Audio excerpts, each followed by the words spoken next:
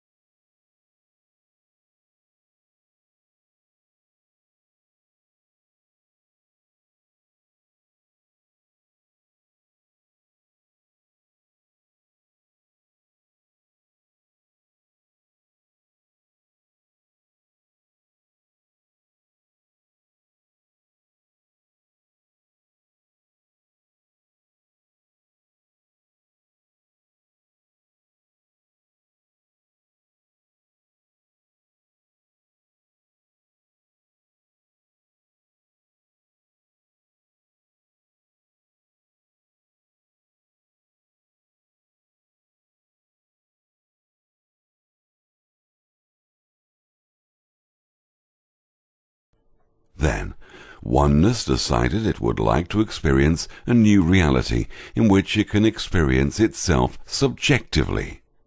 So, it conjured up a subatomic particle that we named the proton. This proton was the father of thinking, the first thought ever conjured up by oneness. Another seed was introduced, which is the seed or son of the father. We'll name neutron. Now, the son is one with the father proton. This is the beginning of thinking. The next introduction of thinking had to come in the form of motion, vibrations, and energy. Without this motion and energy, the proton and neutron were like doormen, nothing more than a thought without purpose. Then came the introduction of the negative charge that would spark the imagination of the father proton. The negative charge was the elect lady we'll call electron. This elect lady electron was 1800 times smaller than the father proton and the son neutron. This electron would spin around the proton and neutron held in orbit by the attraction of the male. But why stop there? Introduce a whole harem of ladies circling and flirting with the male, creating a womb of protection for the seed of the father to reproduce another, just like themselves, over and over again, endlessly. We call this womb the nucleus. This womb will be the room, the birthplace of the neutron sun seed within the womb of the mother. This mother we call matter. This womb of the mother, this room of matter became the nucleus, for it produced the new clay of us. This electron orbits the father and son at the speed of thought, thereby occupying space and conjuring up the illusion of matter from the void of emptiness. Oneness conjured up something. Within this group of the father proton, the son neutron, and the mother electron, the whole of everything was formed. This is the first atom, the beginning of thought. This is the matrix womb. Thought formed this energy that glowed as in an electrically charged atom. This glow produced light. Everything in our reality that is able to be thought out comes into existence. We live in a 3D dimensional thought universe. Everything we observe is thought, which in turn is light. Everything visible in the 3D space is light. If matter is accelerated to the speed of light times the speed of light, all that exists is formed from energy and light. Thought brings the energy into an existence at a subatomic level and slowly becomes part of the holodeck.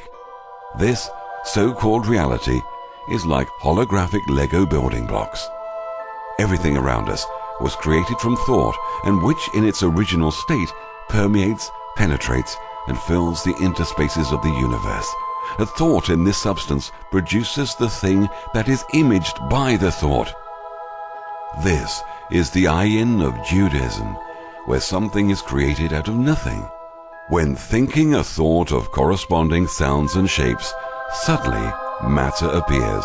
This is how the whole universe was formed, from this matrix womb. Hence the term the Big Bang, which is one big sexual union of atoms reproducing themselves over and over endlessly. The size of the nucleus in proportion to the electrons and protons is about the same as between the sun and the planets. Scientists know this to be a fact.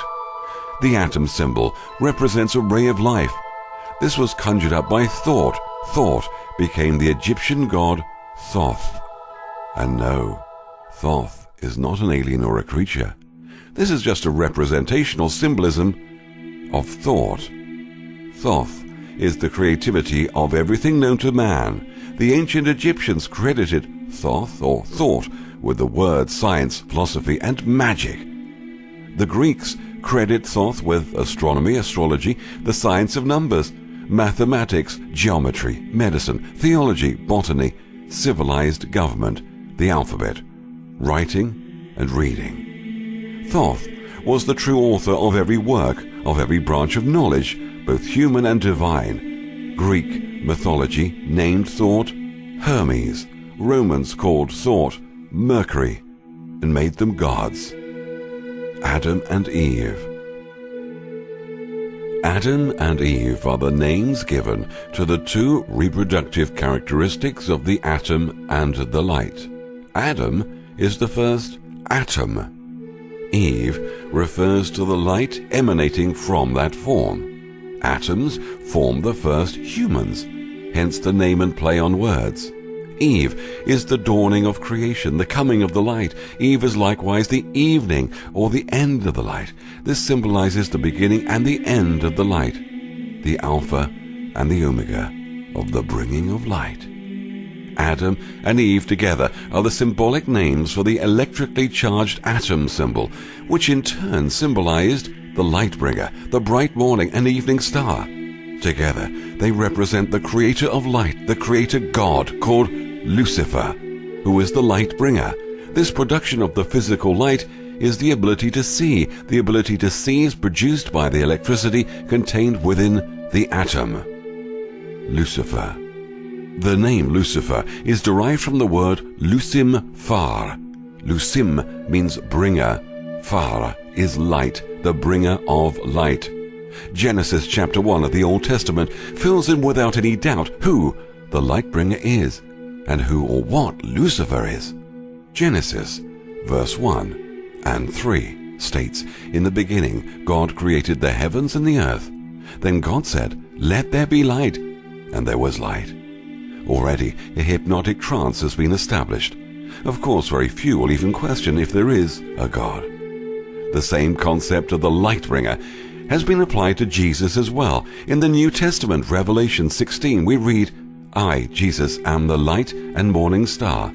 Jesus is the light, therefore Jesus is Lucifer. In fact, all religions are based on sun and moon worshipping: Christianity, Islam, Buddhism, and Judaism. They all unknowingly worship Lucifer, who is the light bringer. Of course, religion demonized Lucifer and all the arrogant sheeps of the world still think that he's some horned devil entity or fallen angel which keeps the public from ever finding the truth about the light association with atoms. The fact is that we are all Luciferian in a sense of the word, as we all use thought, which is light energy. Everything requires thought. A word requires thought. Everything around us is light, sounds, vibrations. Words vibrate, everything vibrates, and vibration is energy. Energy glows, and energy is light. So, thought is light. Shaitan is the Arabic word for Satan, which means knowledge or enlightenment. This enlightenment is the notion behind the name of Lucifer, the Lightbringer, thereby making Lucifer and Satan two names meaning the same thing. Both of these names, then, refer to enlightenment, or coming to the light of the knowledge of the truth. This name Satan is also derived from the name Saturn. El, spelled E-L, was mentioned as the father of all gods in Egyptian mythology. El is the inspiration for the term electricity. Electricity. Electricity is produced by the elect lady, the electrons of the atom. El is the great architect of the universe, the so-called created God, the bringer of light. The word architect is referring to the arcing ability of electricity. Now, that oneness has conjured up thought, and thought has conjured up this three-dimensional universe. It was time to conjure up or think up the human race. The first humans were set up around the world, and the sex act for reproduction was introduced. So, too, was the illusory birth and death that was also established.